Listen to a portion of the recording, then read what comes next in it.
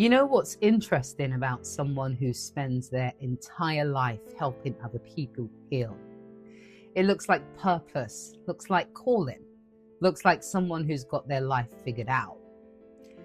But here's what nobody talks about. Sometimes the woman teaching everyone else about boundaries, self-worth, and emotional health is the same woman who has none of those things in her own life. Sometimes the therapist diagnosing everyone's dysfunction is completely blind by her own. Sometimes the woman helping others heal is bleeding out, and instead of dealing with her wound, she puts on a dress so revealing that everyone has to look at her.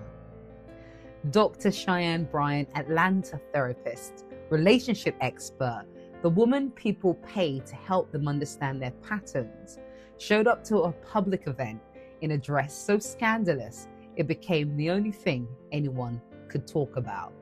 Not her credentials, not her expertise, not her message, her body. And before you roll your eyes and write this off as just another woman making a fashion choice, ask yourself, have you ever performed confidence when you are actually falling apart inside?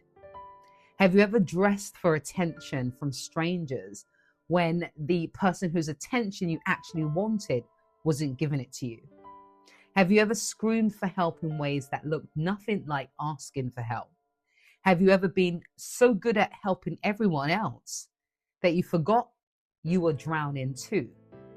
That's not empowerment, that's a cry for help wearing stilettos.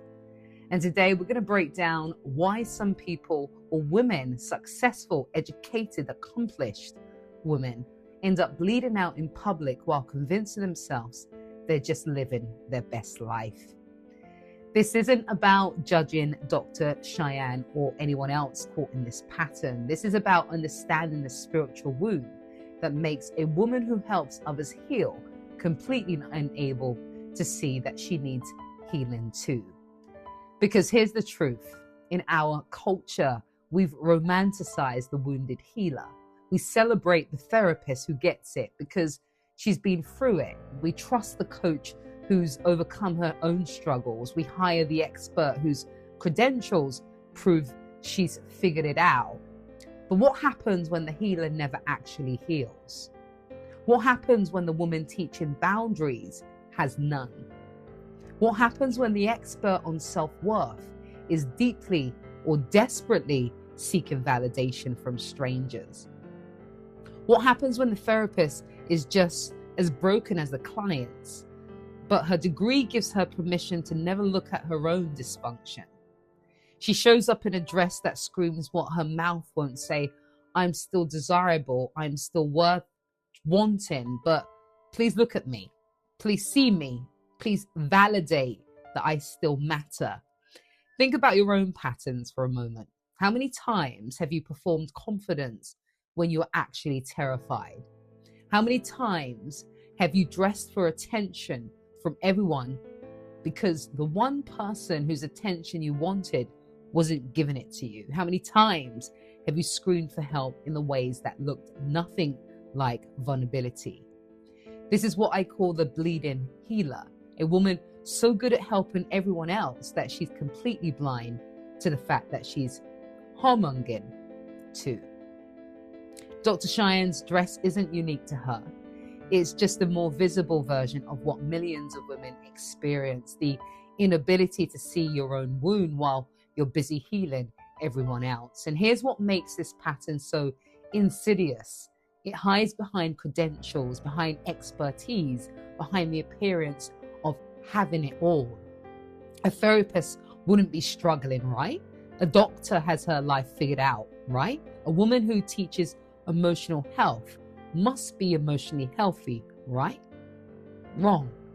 Sometimes the woman with the most degrees is the woman most disconnected from her own pain. Sometimes the expert on relationships is the one most desperate for validation.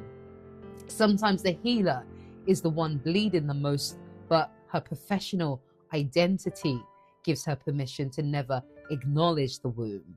So she performs, she teaches, she helps others.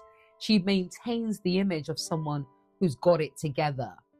But beneath the surface, beneath the credentials, the expertise, the professional persona, she's starving.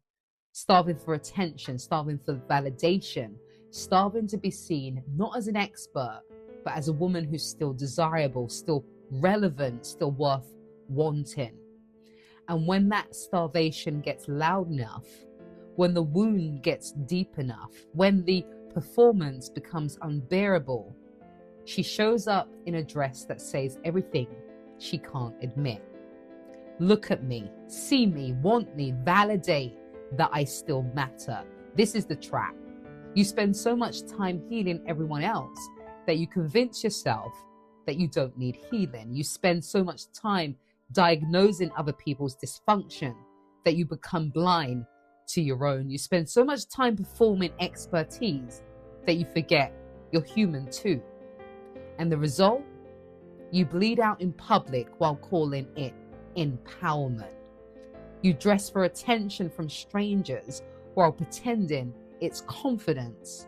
You scream for help in ways that look nothing like asking, because asking for help would mean admitting you don't have it together. And admitting you don't have it all together would shatter the image you've built your entire identity around.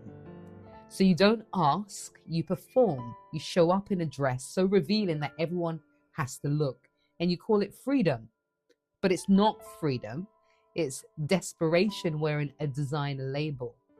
Think about Dr. Cheyenne, a woman who's built a career helping people understand their emotional patterns, a woman who teaches boundaries, self-worth, healthy relationships, yet her dress suggests someone who desperately seeking validation, someone who needs strangers to see her body because something inside feels invisible, someone who's performing I've still got it because she's terrified she doesn't. Again, I'm not judging her choices.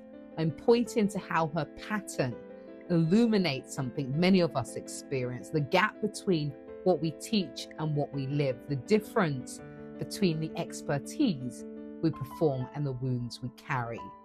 Because that's what it's really about. The wound underneath the performance, the pain beneath the credentials, the desperation hiding behind the degrees. The understanding how this pattern works is the first step to finally breaking free from the exhausting cycle of bleeding out while pretending you're fine.